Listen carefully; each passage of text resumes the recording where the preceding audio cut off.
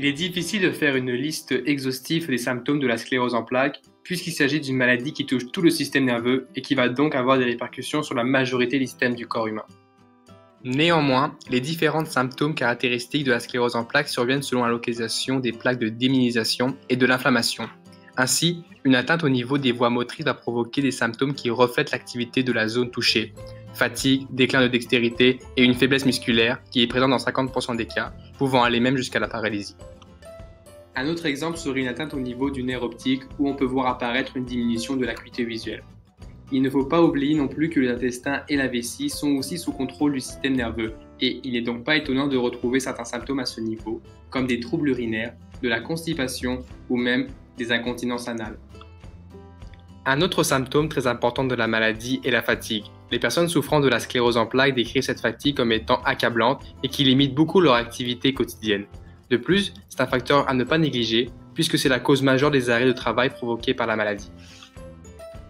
Comme mentionné précédemment, la sclérose en plaques peut produire divers symptômes en fonction de la localisation des plaques sur les différents systèmes du corps humain. Donc on peut retrouver aussi une impuissance sexuelle chez les hommes ainsi que des troubles cognitifs et émotionnels qui se caractérisent par des troubles de l'attention, de la concentration ou encore de la fluidité de la mémoire. Le diagnostic de la sclérose en plaques est difficile à établir en raison de l'absence d'un test unique. C'est de plus une maladie difficile à diagnostiquer par les neurologues puisque ses symptômes ressemblent à ceux de plusieurs autres problèmes de santé.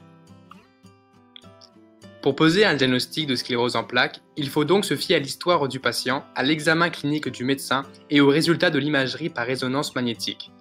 Ces résultats permettent aux spécialistes d'analyser la condition neurologique de la personne.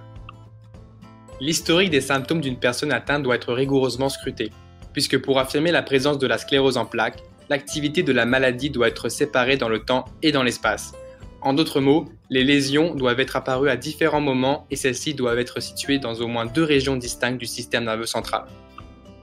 En dépit de plusieurs décennies de recherche, la sclérose en plaques est une maladie dont les causes sont encore mal connues. Si la sclérose en plaques n'est pas héréditaire, il existe de nombreux facteurs génétiques prédisposants. Selon une étude, des chercheurs auraient identifié 29 gènes qui seraient potentiellement impliqués dans l'apparition de la maladie. Il y aurait également un lien entre l'apparition de la sclérose en plaques et certains facteurs environnementaux. En effet, le degré d'ensoleillement aurait une influence sur le développement de la maladie, signifiant que les pays les plus éloignés de l'équateur sont donc les plus à risque. Plusieurs études sont présentement en cours afin de déterminer une cause potentielle de cette maladie.